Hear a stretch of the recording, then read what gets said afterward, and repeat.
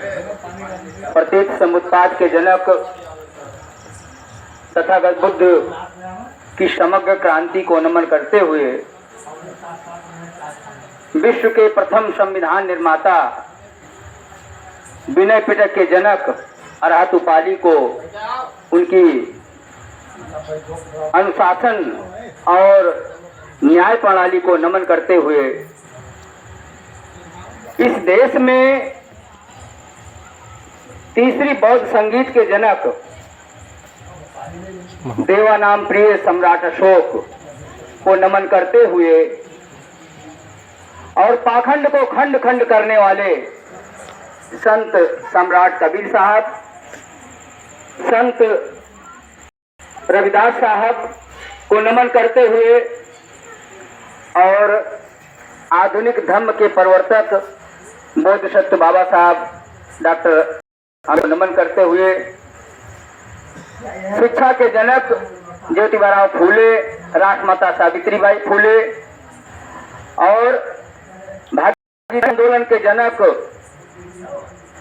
राजर्षि छत्रपति साहू जी महाराज और नगद धर्म के प्रवर्तक पेरियार ललित सिंह यादव को नमन करते हुए सर्वप्रथम इस कार्यक्रम के आयोजक को तथा आयोजक को प्रेरणा देने वाले उस प्रेरणा स्रोत को मैं बहुत बहुत धन्यवाद देता हूं, बधाई देता हूं कि जिन्होंने इस क्रांतिकारी कदम को अपने दरवाजे पर इस गांव में आयोजित करने का कार्य किया है।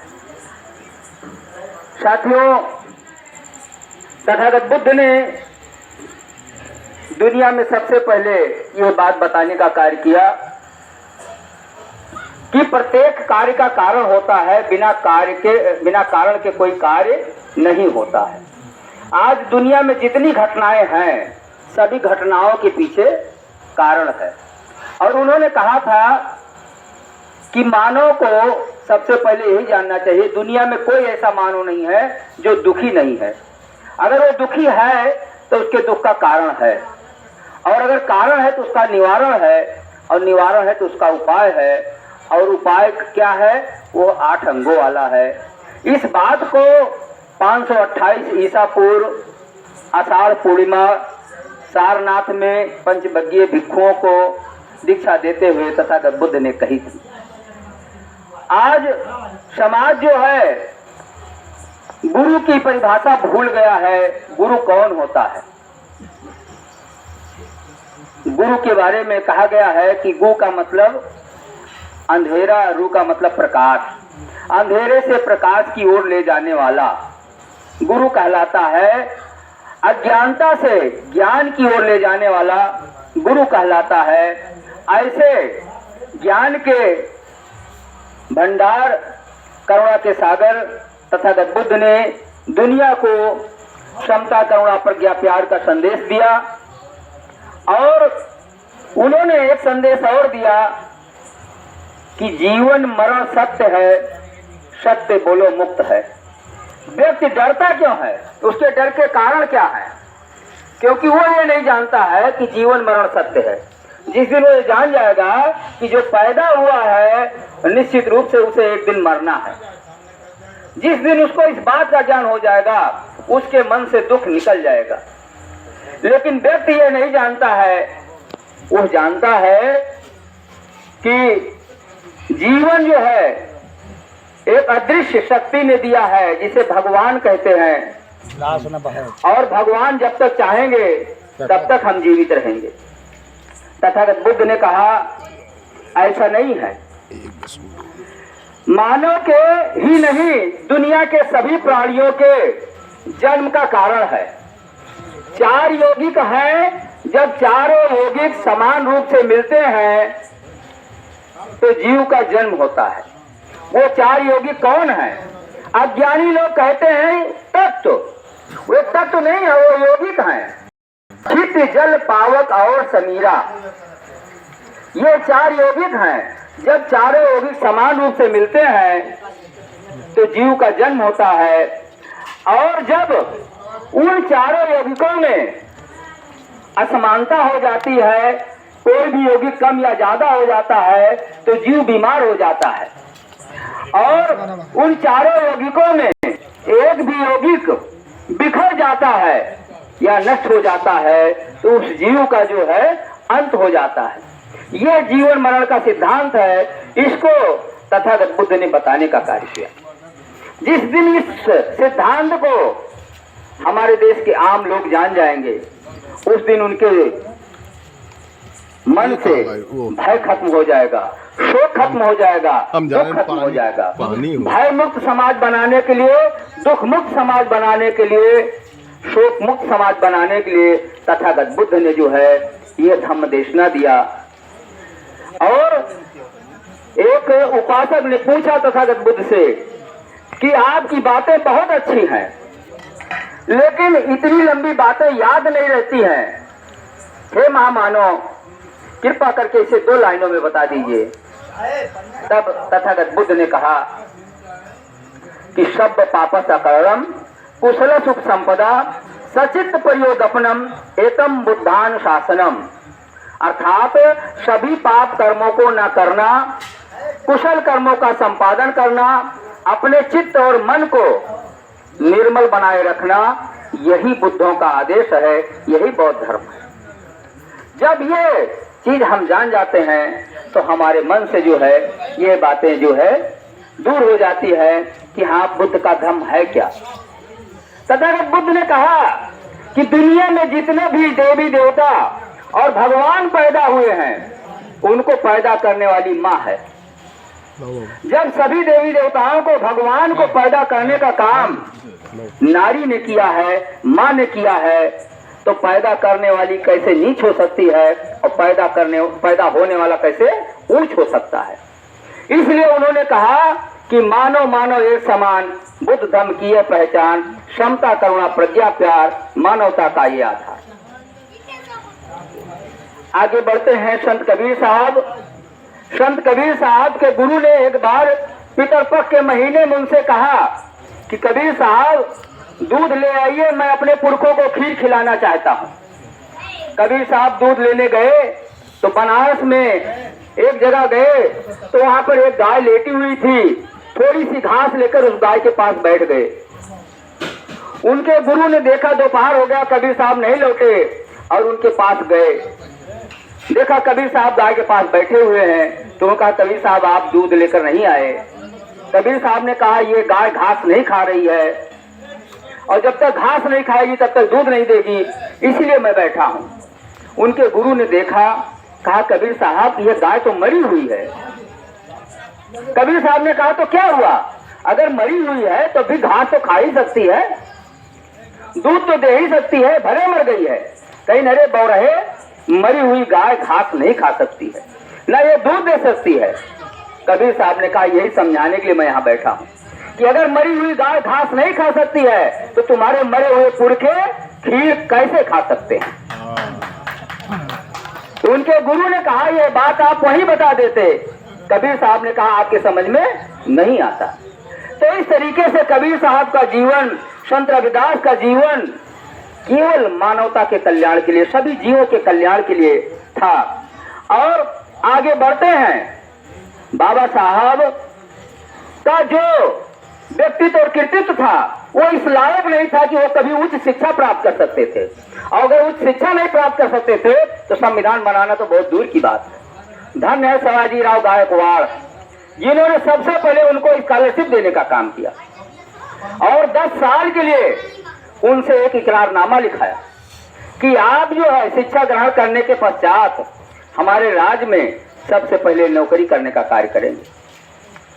बाबा साहब ने उस इकरारनामा को कबूल किया और उसके तहत वो लौट कर आए।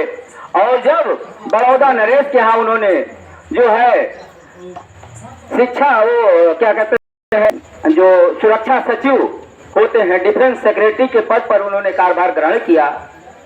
और ग्रहण करने के बाद उस राज्य में उनको रहने के लिए कोई आवास नहीं उपलब्ध कर पाए। सयाजीराव गायकवाड़ स्वयं राजा होते हुए भी इस व्यवस्था को नहीं कर पाए। तब बाबा साहब को मजबूरी में वो नौकरी छोड़नी पड़ी। और उस समय बाबा साहब ने, वो 23 सितंबर का वक्त था, बाबा साहब ने वो संकल्प लिया वो संकल्प दिवस के रूप में पूरी दुनिया में मनाया जाता है कि संकल्प लिया कि आज के बाद या तो मैं इस व्यवस्था को बदल दूंगा अथवा खुद को गोली मार लूंगा। ये बाबा साहब का संकल्प था। उसके बाद आगे आते हैं साहू जी महाराज। साहू जी महाराज ने उनको छात्रवृत्ति देने का काम किया और साहू जी महाराज ने कहा कोई शर्त नहीं है, आप जितना पढ़ना चाहें आजीवन पढ़ते रहें। और बहुजन समाज के लोगों को कहा कि ये बाबा साहब आपके मसीहा हैं और ये आधुनिक भारत के निर्माता साबित होंगे। और मूक नायक जो साहू जी महाराज एक पत्रिका निकालते थे उसका आपने इनको जो है संपादन का दायित्व सौंपा। तो इस प्रकार से सयाजीराव गायकवाड़ और साहू जी महाराज को भूलकर आप जो है बाबा साहब की चर्चा करते हैं तो चर्चा अधूरी हो जाती है उसके बगैर बाबा साहब।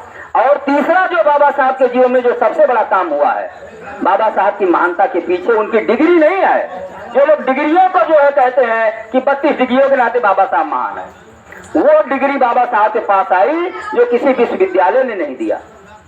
वो डिग्री 14 अक्टूबर 1956 को उन्होंने नागपुर में प्राप्त किया था धम्म दीक्षा लेकर। और धम्म दीक्षा लेने के नाते विश्व बंधुता कैसे कायम की जाती है, विश्व बंधुता कैसे स्थापित की जाती है, ये बाबा साहब ने अपने जीवन का जो अंतिम उद्देश्य था उसको स्थापित करने का काम किया और आधुनिक धर्म के परिवर्तक कहलाए। इस नाते बाबा साहब ने जो है बाबा साहब हो गए। अगर वो बुद्ध धर्म ग्रहण न करते तो दुनिया के हर देश में किसी न किसी ने संविधान लिखा है। संविधान लिखने से कोई महान नहीं होता है। बुद्ध की शरण में जाने के नाते जो भी बुद्ध की शरण में गया वो महान हो गया। और उसी कड़ी में जो है हमारे जो है पेरियार ललई सिंह यादव जिन्होंने नगद धर्म का परिवर्तन किया कि उधार धर्म होता है एक नगद धर्म होता है। और पेरियार ललई सिंह यादव ने उनको यह कैसे पता चला, उनके पिता गज्जू सिंह चौधरी और उनकी माता मौला देवी थी। और जब उनकी माता को पूरी बिलाने के उपलक्ष्य में अपमानित किया गया उसी समय गज्जू सिंह चौधरी ने जो है पूरे गांव के लोगों को जो SC ST OBC के लोग थे सब लोगों से कहा कि जिन लोगों ने जो है हम सबको अपमानित करने का काम किया है आज से हम निर्णय लेते हैं कि ऐसे लोगों का हम सामाजिक बहिष्कार करेंगे। और उसके बाद गज्जू सिंह चौधरी चूंकि अपने क्षेत्र के अपने वहाँ के जो है जो झींझक था कठारा गांव था वहाँ के एक जो है जमींदार थे और जो है माननीय व्यक्ति थे, उनकी बातों पर अमल करके समस्त पिछड़े वर्ग के लोगों ने वो बहिष्कार किया।